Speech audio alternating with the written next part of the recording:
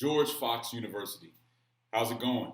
I am honored to have the opportunity to speak with you today, even though it is virtual. I would have loved to be there in person, but the circumstances are what they are, and we will pray that this crisis passes over soon. I'd like to thank President Robin Baker for the invitation and just for this opportunity to speak on a subject that's not always easy. And so thank you for entrusting me to do this. Let me say that I am fully persuaded that God has called me, among others, to a ministry that focuses on the intersection between faith and politics. And politics is, like I said, a very tough subject to broach around the church because sometimes it tends to divide us. But I don't think that has to be the case if we do it in a biblical way. I assume that part of the reason that your leadership invited me is that because Christians in your school need to discuss how to approach civic engagement with all that's going on. It is really important, and I can't impress upon you enough, to have a gospel-centered framework for engaging the public square. Too often we do not have a political theology, but we need to have a political theology when we go out into the public square. My organization, the AND campaign, is filled with experienced politicos who take the Bible seriously. And we've articulated, not created, but we've articulated a framework for engaging politics faithfully. And we go about it by challenging both parties and challenging all ideologies. So let me give you this warning. If you are a staunch progressive Democrat or a conservative Republican, you're likely to hear something that conflicts with your preferred narrative. You're likely to hear something today that you might not like. But keep in mind that that's what happens, as the Bible shows us, when the gospel confronts human constructs. But what I can tell you is this. Rest assured that I won't be telling you who to vote for. I won't be telling you one side is purely angelic and the other side is demonic. I have absolutely no interest in doing any of that. But what I will be doing is putting both sides through biblical scrutiny to expose where they fall short of the gospel. And they do fall short of the gospel. The Christian public witness is so much more dynamic and so much more brilliant than political conservatism and secular progressivism. Believe me, people, it's not even close. The truth and moral order professed by conservative Republicans is a lesser truth and a lesser moral order than that in the Bible. The love and social justice advocated for by many progressive Democrats is a lesser love and a lesser justice than that which we see in the gospel. You see, when Christians outsource our public witness to a political party, we do ourselves and society a huge disservice. And I hope to show you why that is today. But if you would, turn to Ephesians 4, chapter 4, verses 14 through 15. That's Ephesians chapter 4, verses 14 through 15. And it reads, "Then we will no longer be infants, tossed back and forth by the waves, and blown here and there by every wind of teaching, and by the cunning and craftiness of people in their deceitful scheming. Instead, speaking the truth in love, we will grow to become, in every respect, the mature body of Him who is the head, that is Christ." Speaking the truth in love. Today's subject is about engaging politics with biblical fidelity. And I won't hide the ball. The lesson today, based on biblical doctrine, is that we can't engage politics faithfully without love and truth. That we can't engage, to put it another way, we can't engage faithfully without justice and moral order. That those things work together. We can't choose our political party over gospel imperatives. We can't choose a political ideology over biblical doctrine. As we search for the answers to the problems that afflict our society today, I'm afraid that many Christians are being tossed back and forth by the waves of false cultural doctrine and blown here and there by the winds of flawed pop culture prescriptions. We get exposed to a trending topic or a fancy theory in academia, and we begin to put our faith in political parties and ideologies that sound good or that flatter us, but aren't actually edifying, and that can show no proof of concept. More importantly, they simply aren't biblical, but yet and still, based on the cultural identity of the messenger or the political party of origin, we follow that which is completely unsubstantiated. On the other hand, the gospel of Jesus Christ produces results. First and foremost, it's the key to salvation. But even for those who haven't opened up their Bible to receive that revelation, if they do some outside historical research, they'll find that it can also lay claim to tangible social renewal that can be observed by all. So when it comes to political engagement, if the postmodernists will have their say, if the rugged individualists and the hyper-woke identitarians will throw in their 2 cents, then the people of God best not repeat them. But when we speak on it, the Bible says that we must speak the truth in love. I must ask you first, are Christians speaking the truth in love in politics today? Let's take a recent tragedy.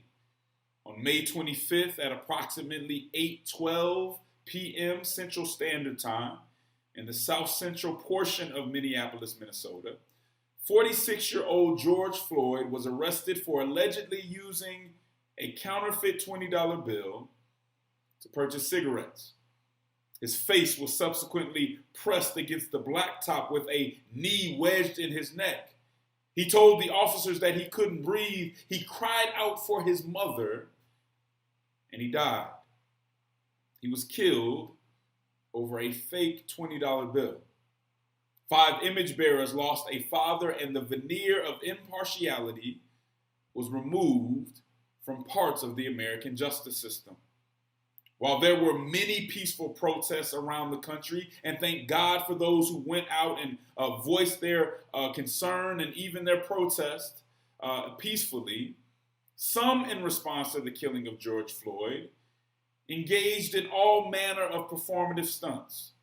Many of these stunts unapproved by the community that was actually in harm's way. They rioted, they looted, they set the cities ablaze, they even assaulted and insulted black police officers, some of whom were taking every measure to deal with these people sensibly. A group in one city smashed the doors of the Ronald McDonald House with families of sick children inside in what they claimed was an act of social justice. You see, Christians should be able to look at the killing of George Floyd and realize that law and order by themselves are insufficient. That law and order must be coupled with justice. Christians should also be able to look at the destruction that happened in many of these cities and realize that that conception of social justice is insufficient. Social justice must be coupled with moral order. And I'm not talking about passivity. I'm not talking about respectability. I'm talking about moral order. What do we Christians have to say? And are we speaking for ourselves, or are we allowing others to speak for us? I don't have to tell you that we're living in a tumultuous socio-political moment where every issue must be politicized and polarized. Common ground is scarce, and far too many Christians are mere partisans with nothing unique or particularly thoughtful to add to the discourse. We're just red or blue soldiers that add more vitriol to the discussion. If we're honest, a large number of us have outsourced our public witness to a political party or to an ideological tribe. And as a consequence, We have become willfully gullible. We believe anything that fits our narrative. We are happy to accept the false and arbitrary narratives constructed by well-paid sophists and talking point factories. They give us the rhetoric and the alibis to dismiss some of the people and some of the things that God loves without even pricking our conscience. Some would say that they don't have to do racial justice because racial justice is always Marxism. Folks on the other side would say they don't have to stand up for the unborn because pro-lifers don't really care about women anyway. They just want to control them. And we treat these narratives like factual reality. But reality is nuanced, and our narratives rarely are. A nuanced narrative would force us to admit that our opponents might actually have a point sometimes, that we're not without fault. But instead of telling the truth in love, we often tell the truth insofar as it impugns our opponents and serves our interests and cultural preferences. Lord, have mercy on our souls for being so fickle as to praise a righteous and just God in church and then step out into the political arena and put our faith into lesser gods and lesser institutions. We've been given the truth, believers. We've been given a framework for engaging our neighbors and for engaging society at large. And even in the most difficult situation, that framework compels us to speak the truth in love. Let's dig into the scripture a bit. The conversation about engaging politics to better society inevitably must address what teachings we follow and what methods we'll employ to achieve our objectives. Today, many Christians have been seduced by ideologies that are made by human hands and that simply can't withstand biblical scrutiny. The Bible speaks to this. In Ephesians 4, Apostle Paul is talking to the church of Ephesus.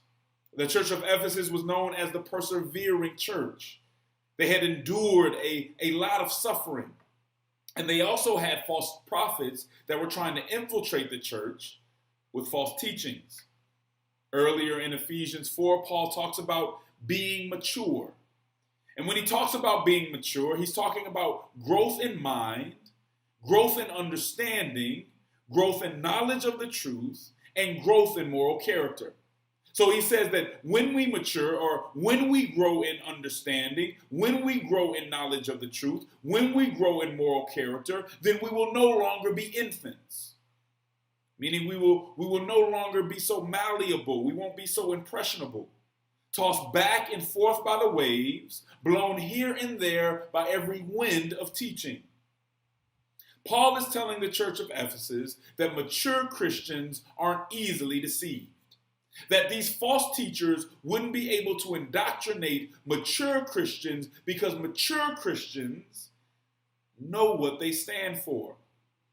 Regardless of the false teachings that are prominent, regardless of what pop culture is saying, what popular opinion is saying, and regardless of how much we are suffering, mature Christians are able to speak the truth in love. Christians should never let their circumstances or the tactics of their opponents, let me say that again, Christians should never allow the tactics of their opponents to dictate who they are or how they respond. You see, everybody wants to claim the civil rights movement today, but a lot of people don't actually understand one of the primary guiding principles that was part of the civil rights movement. Yes, the civil rights movement was about changing policy and corrupt systems, but there was something underlying that was even more important. And it was the understanding that no matter how bad your opponent was, no matter how bad they treated you, that you could never allow your opponent to have a negative impact on your spirit. You could win the policy battle, you could change the system, but if someone was allowed to have a negative impact on your spirit, then you really lost everything. You see, everybody wants to quote Dr. Martin Luther King Jr., but not everybody wants to talk about how his life taught us that it is better to die than to hate your enemy. We must always be able to speak the truth in love. This doesn't just apply to our personal relationships, but also to our cultural and political interactions. You see, political and social ideologies are not all bad. You shouldn't take that from what I'm saying today. You can decide whether progressivism or conservatism is best in a given situation. But one thing I can tell you is that neither is the gospel, which means they're fallible. We have to stop defending our political ideology and our party like it's inerrant, like it's infallible, because it's not even close. The truth is that the most prominent ideologies that many of us subscribe to often are separating love and truth. They separate them as if they're in conflict or as if they're mutually exclusive. One side is supposedly all about love, while the other side claims to be about truth. And Christians are told to choose between the two. Well, let me tell you today, brothers and sisters, choosing between love and truth is a false choice. That's a false dilemma. A Christian can choose a political party, I'm not saying that, but a Christian cannot choose between love and truth. They are not in conflict. They're actually interdependent. Tim Keller put it this way. He said that love without truth is sentimentality, meaning it's overly emotional. It's lacking in substance. And that truth without love is harshness. It's mean. It's uncompassionate. You see, these ideologies that we follow tend to be either lacking in love or lacking in truth. And as a result, when it comes to political ideology, as I always say, to be conservative or to be progressive at all times and on every single issue is not only intellectually lazy and easily manipulated, I believe that it's not faithful. You see, ideological conservatism and theological conservatism are not always the same thing. The far left's conception of social justice is not always consistent with a biblical understanding. Listen, if we're conservative, when the issue calls for change and the dismantling of old prejudice structures, then we're helping to maintain injustice. But if we're progressive, when the moment calls for the regeneration or the preservation of moral order, then we're complicit in society's rejection of the truth. A Christian cannot simply follow behind a political party or follow behind an ideological tribe. We must be supplying both of them with heavy doses of love and truth if we're going to be who Jesus called us to be. So what I'm trying to give you is a framework which part of it is based on love, part of it is based on truth, and how those two things come together in the gospel and should be applied to the politics today. Let's first look at the love portion of this conversation. It should pain us that other communities can legitimately question whether or not they are loved by Christians, or legitimately question whether the Christian community will treat them fairly. Look, we know that love does not guarantee agreement or affirmation, but it does call us to be concerned about the well-being of others. You can understand systematic theology. You can memorize the entire Bible, and that would be a good thing. But if you're unloving, if you're uncompassionate, then you're not being Christ-like. And this is where some conservatives run into trouble. You see, we've been commanded to love our neighbors as ourselves.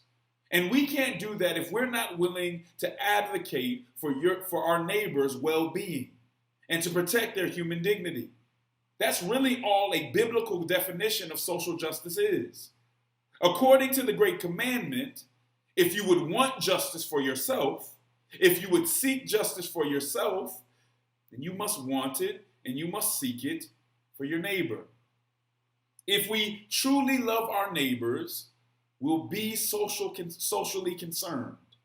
And that social concern won't just be a sentiment. It'll be active. It'll involve self-sacrifice. You see, I'm sure you've heard the debate. We supposedly have Christians who are against social justice. But let me tell you something.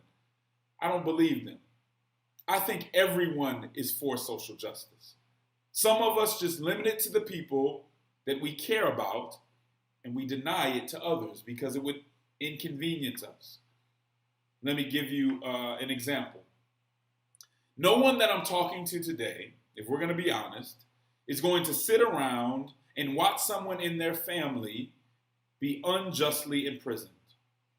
No one would allow, no one's going to let someone be unjustly imprisoned who's around them and that they care about if there's something that they can do to stop it. No one would allow their children, the children in their community, to drink lead-poisoned water if there was something they could do to prevent it. And why is that? It's because we believe in social justice. We believe that there's a certain standard by which everyone should be treated based on their human dignity, based on the imago Dei, based on the fact that they were created in the image of God.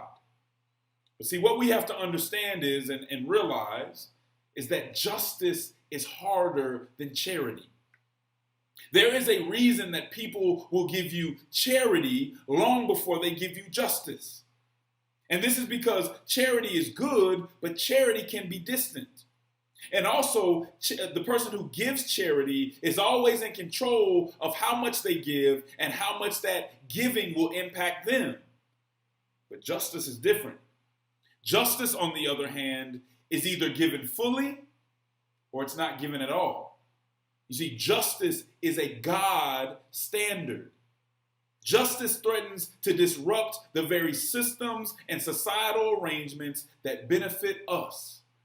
At some point, justice demands a conflict with self-interest. It dismantles the very podiums and platforms which we place our pride and stand atop to look down on others. Listen, there can be no social renewal without love and social concern. Without it, we'll just create a harsh and hypocritical society that excludes marginalized groups.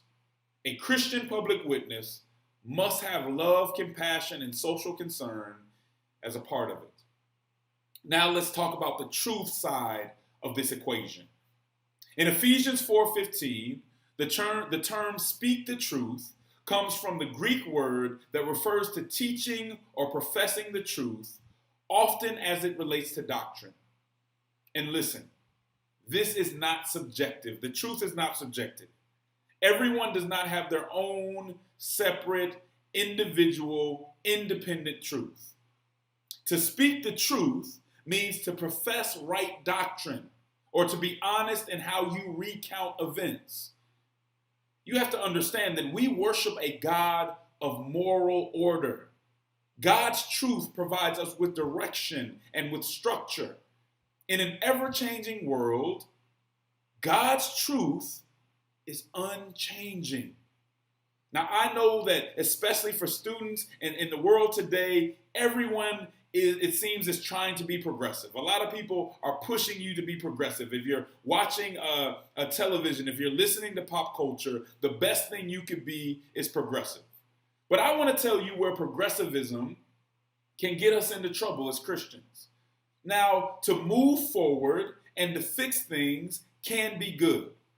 And most people, even myself, when someone says they're progressive, usually that's what they mean, that they want to move forward, that they want to fix things, and we understand that that can be positive. But being progressive is not the answer to every situation. It's not the gospel. Let me give you an illustration.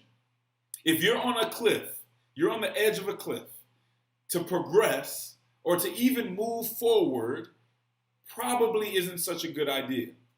It's also not a good idea to progress if you're already moving in the wrong direction. You see, Christian, sometimes God is asking us to stand firm on his word.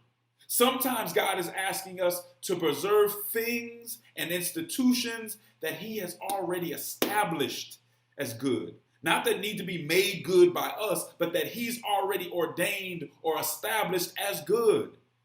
Modern thought tells us that we can improve everything. But let me tell you the truth. God's truth cannot be improved. Let me give you another illustration.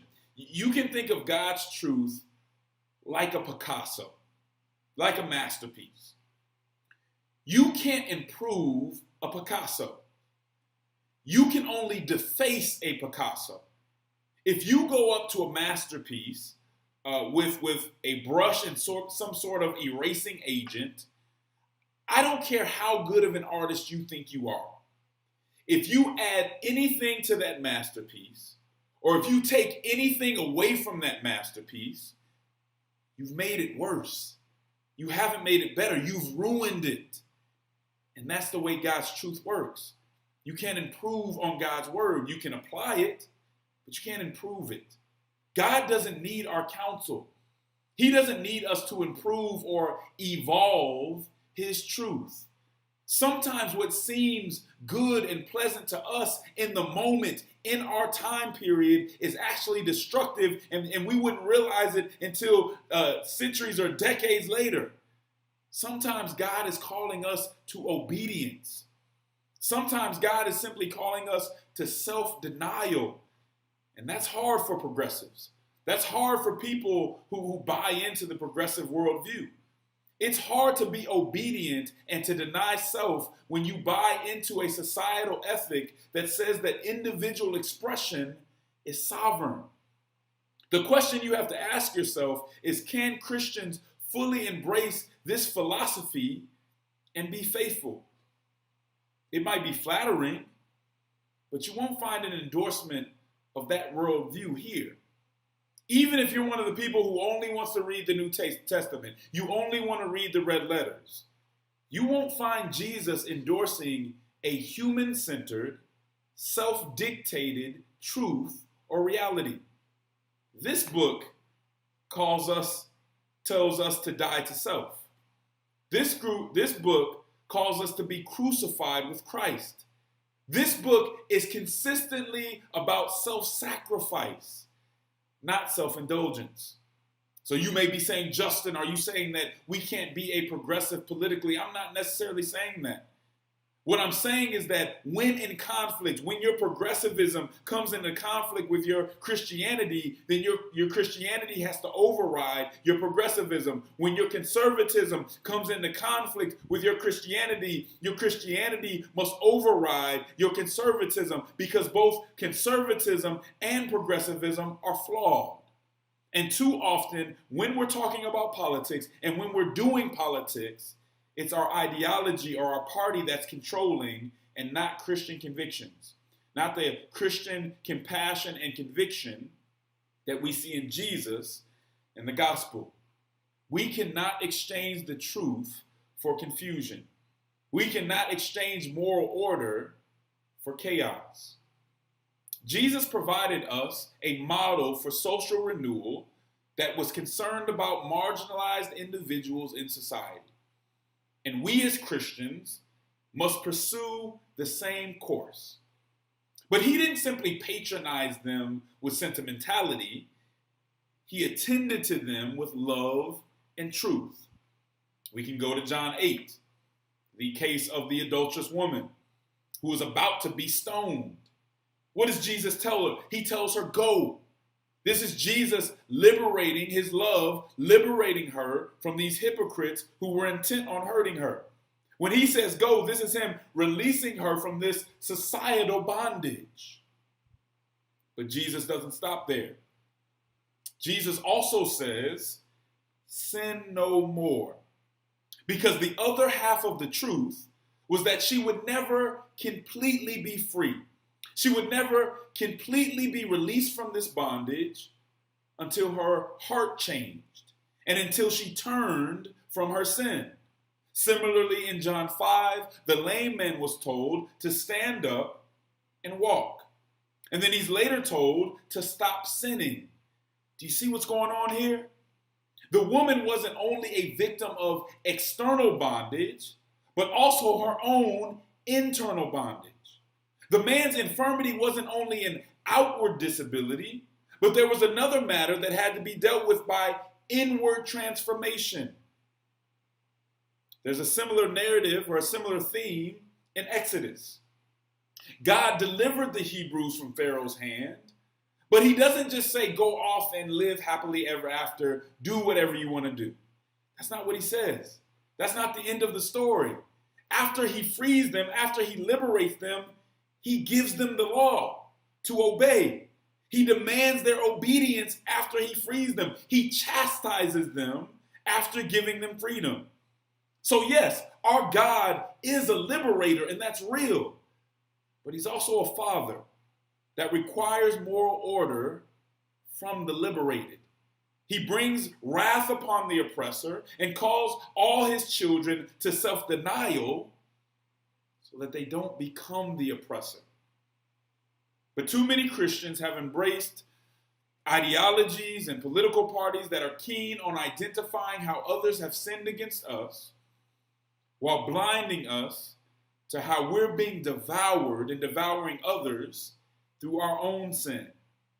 If the adulterous woman were here today, one side of the church would be saying, stone her for she has broken the law. And the other side would be saying, slay queen, live your truth. And both would be leaving her in chains. Both would be leaving her imprisoned. That was not the pedagogic creed of Jesus Christ of Nazareth. He taught us that the unjust and the dishonest will receive God's wrath. And that Christian love is unconditional, but it's not without discernment. That it's not without critique. That it doesn't mean that we affirm all things. There is a way that seems right to man, but ends in death. It is time within our political witness that Christians tighten up our philosophies, that we tighten up our methodologies and our ideologies, and adhere to a gospel standard.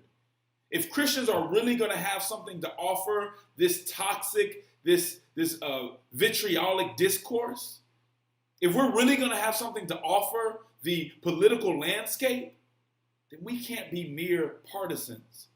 We can't just be conservatives or secular progressives. We can't just be Democrats or Republicans. We have to be Christians. We have to be distinctive in nature, and we have to bring the compassion and conviction of the gospel to bear. We have to make sure that we bring all this partisanship, that we bring all of this ideology through biblical scrutiny, because the Bible has so much more to say than these ideologies and these parties. Thank you so much for having me. Take care.